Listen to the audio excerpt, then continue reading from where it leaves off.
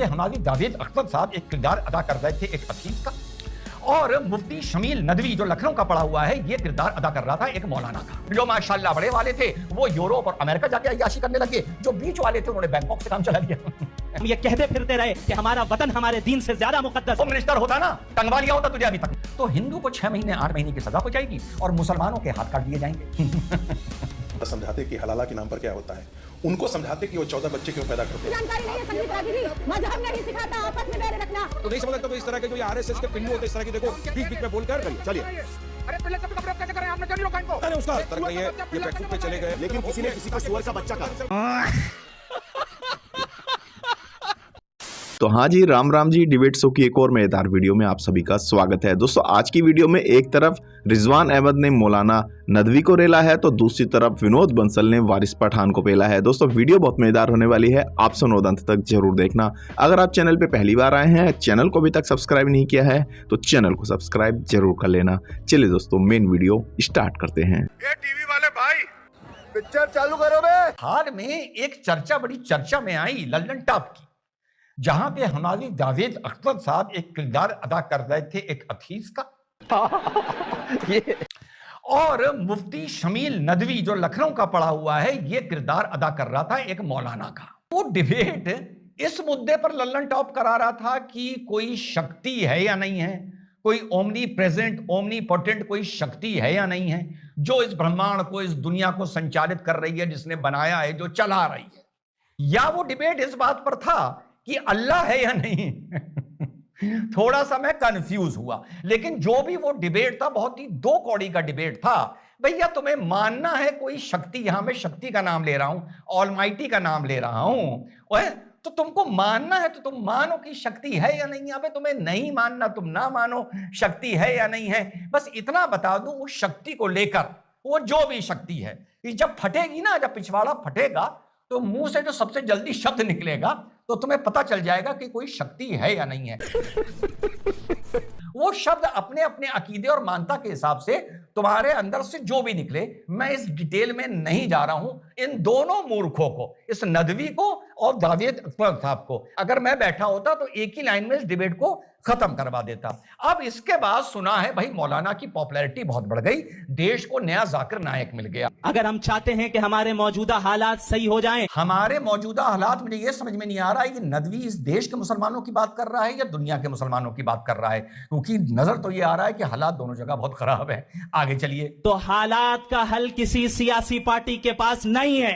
हालात का हल इताअत दीन में है, हालात का हल इकामत दीन में है, हालात का हल इत्तिबाए सुन्नत नबवी में है। याद रखें इस मुल्क में हमारा अप्रोच गलत रहा। इस मुल्क में अब ये समझ में आ गया कि बात इस टाइम भारत की कर रहा है नदवी। अच्छा नदवी, भारत में तेरा अप्रोच, हमारा अप्रोच गलत रहा। नदवी, मैं तेरे साथ उस मुल्क, मुस्लिम मुल्क चलने को तैयार हूं जहां हमारा अप्रोच ठीक रहा। मैं भारत से माइग्रेट करना चाहता हूं। समझ गया मैं भारत को छोड़ के जाना चाहता हूं। नदवी, तूने मेरे अंदर मुसलमान को जगा दिया। बस तू मुझे इतना बता दे वो कौन सा मुल्क है जहां अप्रोच ठीक रहा। किसी को जंग के बहाने मारा, किसी को मस्जिद में सजदे में मारा, चाहे आज झूठ बोलते रहो कि वो ये थे, वो यहूदी थे, वो ये थे। मारने वाला भी कलमा पढ़ रहा था और सजदे में जाने वाला भी कलमा पढ़ रहा था। अप्रोच तो मेरी जान वहीं गलत हो गया था, तो तुम यहां पर आके सियासी पार्टियों को क्यों दोष दे रहा है। और उसके बाद जब हमारे नबी के नस्लों का लहू बहाया गया करबला में, वाह वाह वाह वाह वाह वाह वाह, तब वहां पर ये पॉलिटिकल पार्टीज नहीं थी दो कौड़ी के। वहां पर यहूदी भी नहीं थे, वहां पे हिंदुत्व की ताकतें भी नहीं थी, वहां ईसाइयों की ताकतें भी नहीं थी, वहां इस्लाम के खिलाफ ताकतें भी नहीं थी। वो अप्रोच मेरी जान तब गलत हो गया था। अच्छा तो मुझे अगर मिलेगा ना, मैं तुझसे यही पूछूंगा कि मैं अपनी सिटीजनशिप गंवाने को तैयार हूं, बस तू मुझे वो मुल्क बता दे। अच्छा, कहते हैं अल्लाह ताला ने वहां पर मिडिल ईस्ट में सबको तेल से नवाजा। जब तेल निकल के आया माशाल्लाह तो लगा कोई काले रंग की गंदी कीचड़ है। वो तो किसी बंदे खुदा में अकल थी, उसने कहा इसमें चिकनाहट है, ये आग पकड़ रहा है, ये गंदी कीचड़ नहीं है। बाटली में भरकर यूनाइटेड किंगडम और अमेरिका भागे थे, बोतल में भरकर, कि भैया देखो हमारे पास क्या निकला है। और जब वो आए, उन्होंने देखा, वहीं पर सौदे हुए, वहीं पर आगे का पूरा 100 साल का एग्रीमेंट लिख दिया गया। नोट बरसने शुरू हो गए और माशाल्लाह अय्याशी शुरू हो गई। जो छोटे वाले थे वो पाकिस्तान, इंडिया, श्रीलंका और बांग्लादेश जाके अय्याशी करने लगे, हैदराबाद आके अय्याशी करने लगे। जो माशाल्लाह बड़े वाले थे वो यूरोप और अमेरिका जाके अय्याशी करने लगे। जो बीच वाले थे उन्होंने बैंकॉक से काम चला लिया। हमने गलत अप्रोच इख्तियार किया। हम ये कहते फिरते रहे कि हमारा वतन हमारे दीन से ज्यादा मुकद्दस है। अबे ये कब हुआ नदवी? ये कब हुआ? मुसलमान कहते फिरते रहे कि हमारा वतन हमारे दीन से ज्यादा मुकद्दस है। तेरी उम्र तो मुझसे काफी कम लग रही है, 15 साल मान लेता हूं कम लग रही है। मैं 57 का हूं। जब मैंने वो दौर नहीं देखा तो दो कौड़ी के तूने वो इस देश में कब दौर देख लिया जहां मुसलमान कहता फिरता था कि हमारा वतन पहले और मजहब बाद में है? हैं? क्या बकवास कर रहा है भाई? क्या सुनता है क्या? होम मिनिस्टर होता ना, टंगवा लिया होता तुझे अभी तक मैंने। और तू जो बड़ी शरीयत की बात कर रहा है नदवी, एक काम कर, एक PIL डालते हैं, जो भी अंजाम हो PIL का देखा जाएगा। तो पिटिशनर बन जा, मैं तेरा वकील बन जाऊंगा, AOR मेरे पास है। शरीयत के नाम पर एक PIL ये डाल नदवी, अगर तूने अपनी अम्मा का दूध पिया है, कि अगर 4 लोग चोरी करते पकड़े जाएं, 2 हिंदू 2 मुसलमान, और साबित हो जाए यानी सजा हो जाए पहली कोर्ट से कि भैया इन्होंने चोरी की थी, तो हिंदू को 6 महीने 8 महीने की सजा हो जाएगी और मुसलमानों के हाथ काट दिए जाएंगे।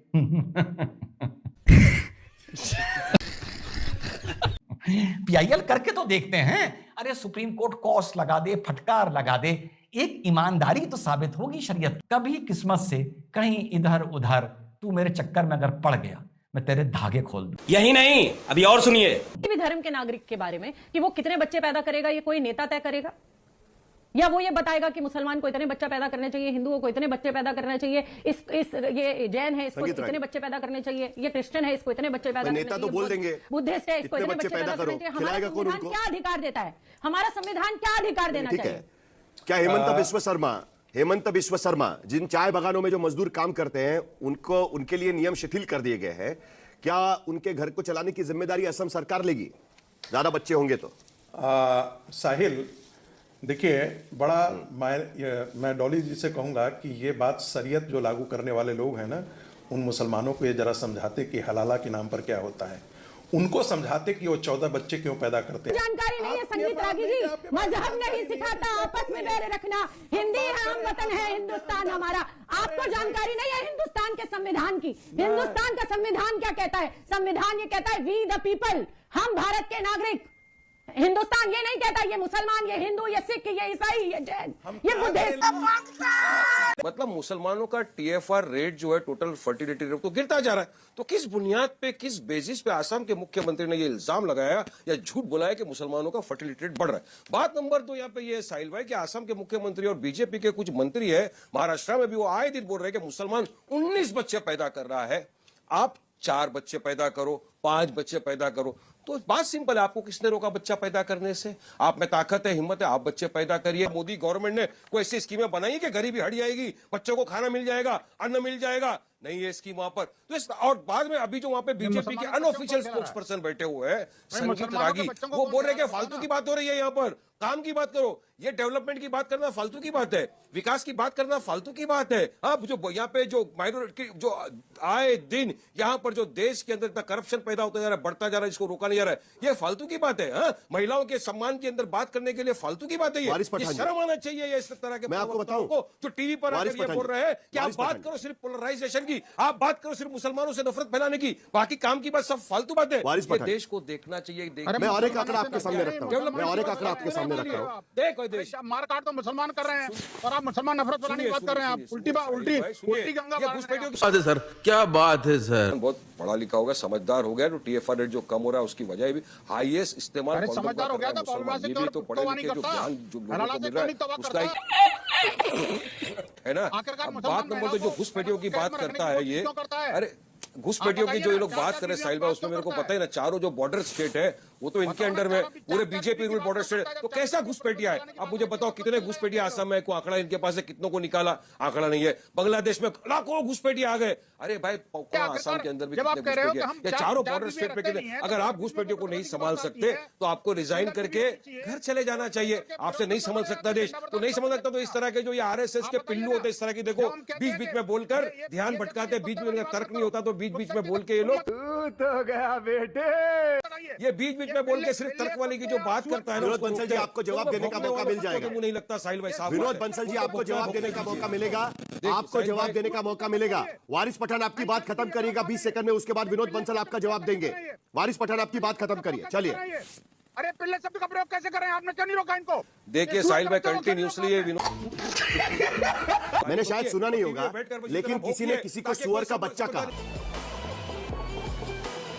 और इस तरीके की भाषा का इस्तेमाल नहीं होना चाहिए, और यहाँ की डिबेट में ये ऐसे शब्दों का इस्तेमाल नहीं होगा। अगर देखिए साहिल भाई, मैंने सुना नहीं, अगर विनोद बंसल ने ये कहा है मुसलमानों को सुअर का बच्चा, तो मैं कहूंगा उसको पहले बोलो माफी मांगे, वरना मैं कहूंगा सुअर का बच्चा विनोद बंसल और उसका पूरा खानदान है उसका। तर्क नहीं है, ये बैकफुट पे चले गए।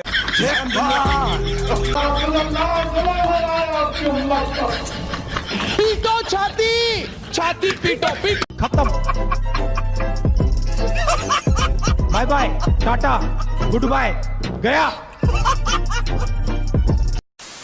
तो दोस्तों इस वीडियो में इतना ही। अगर आपने वीडियो अंत तक देखी है तो उम्मीद करता हूँ आपको वीडियो पसंद आई होगी। वीडियो के बारे में आपकी जो भी राय है कमेंट्स करके जरूर बताएं। वीडियो को अंत तक देखने के लिए आप सभी का बहुत बहुत धन्यवाद। ऐसी मजेदार वीडियो देखने के लिए चैनल को सब्सक्राइब करना बिल्कुल ना भूलें। चलिए दोस्तों, मिलते हैं जल्द अगले वीडियो में, तब तक के लिए जय हिंद, वंदे मातरम।